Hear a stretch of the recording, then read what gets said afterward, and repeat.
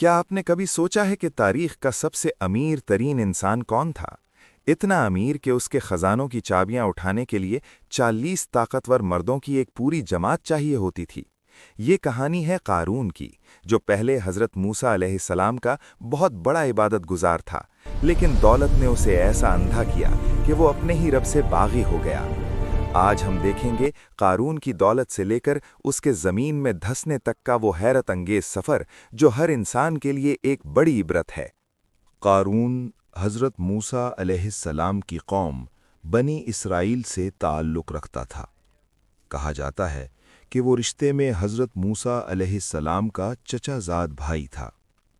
شروع میں قارون اتنا غریب تھا کہ اس کے پاس تن ڈھانپنے کو کپڑا تک نہ تھا، مگر وہ حضرت موسیٰ علیہ السلام کا بہت بڑا اطاعت گزار اور عبادت گزار شخص تھا۔ مگر پھر وقت نے کروٹ بدلی۔ اللہ نے اسے کیمیا کا ایسا حیرت انگیز علم دیا جس سے وہ معمولی مٹی اور پتھر کو سنہری سونے میں بدل دیتا تھا۔ دیکھتے ہی دیکھتے اس کی قسمت پلٹ گئی۔ اس نے مصر میں سونے کی ایسی کانیں لگائیں کہ وہ دنیا کا امیر ترین شخص بن گیا۔ اس کا محل ایسا تھا کہ اس کے دروازے، کرسی اور یہاں تک کہ اس کا بستر بھی ٹھوس سونے کا تھا۔ مگر افسوس، جیسے جیسے سونا بڑھتا گیا، قارون کا تکبر بھی بڑھتا گیا، اور وہ اس رب کو بھول گیا جس نے اسے یہ سب عطا کیا تھا۔ جب قارون کی دولت حد سے بڑھ گئی تو حضرت موسیٰ علیہ السلام نے اسے اللہ کا حکم سنایا کہ وہ اپنے مال کی زکوٰۃ ادا کرے تاکہ غریبوں کی مدد ہو سکے۔ پہلے تو قارون راضی ہو گیا، مگر جب اس نے حساب لگایا تو اس کے لالچ نے اسے گھیر لیا۔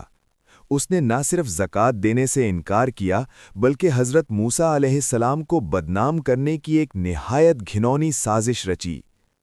قارون نے ایک بدکار عورت کو ڈھیر سارا سونا دے کر خرید لیا اور اسے اس بات پر راضی کیا کہ وہ بھری محفل میں حضرت موسیٰ علیہ السلام پر جھوٹا الزام لگائے۔ اگلے دن جب حضرت موسیٰ علیہ السلام لوگوں کو درس دے رہے تھے تو قارون نے اس عورت کو آگے کر دیا، مگر اللہ کو اپنے نبی کی حفاظت منظور تھی۔ حضرت موسیٰ علیہ السلام نے اس عورت کو اللہ کی قسم دے کر سچ بولنے کو کہا تو وہ کانپ اٹھی اور اس نے بھری محفل میں قارون کی ساری سازش کا پول کھول دیا۔ قارون کی یہ رسوائی دیکھ کر اس کا غصہ اور تکبر مزید بڑھ گیا اور اس نے کھلم کھلا دشمنی شروع کر دی۔ ایک دن قارون نے فیصلہ کیا کہ وہ اپنی پوری شان و شوکت اور دولت کا مظاہرہ کرے گا۔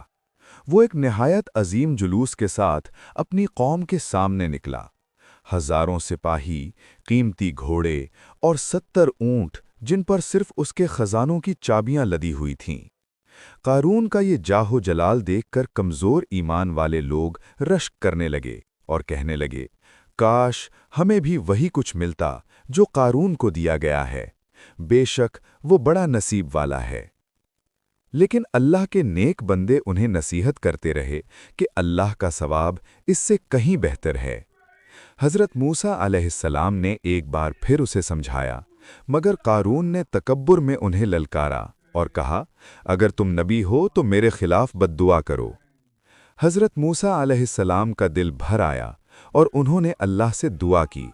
پھر وہ ہوا جس نے تاریخ ہلا دی۔ حضرت موسیٰ علیہ السلام نے زمین کو حکم دیا، اے زمین، اس مغرور کو نگل لے۔ اچانک ایک خوفناک گرج کے ساتھ زمین پھٹ گئی۔ قارون اپنے محل، اپنے سونے اور اپنے غمنڈ کے ساتھ ہمیشہ کے لیے زمین میں دھنس گیا۔ جو لوگ کل تک اس جیسا بننا چاہتے تھے وہ آج کانپ رہے تھے اور اللہ کا شکر ادا کر رہے تھے کہ وہ اس عذاب سے بچ گئے۔ دوستو، قارون کی یہ کہانی ہمیں سکھاتی ہے کہ دولت انسان کا ہنر نہیں بلکہ اللہ کی آزمائش ہے۔ تکبر انسان کو مٹی میں ملا دیتا ہے جبکہ عاجزی اسے بلند کرتی ہے۔ اللہ ہم سب کو سیدھے راستے پر چلنے کی توفیق عطا فرمائے۔ آمین۔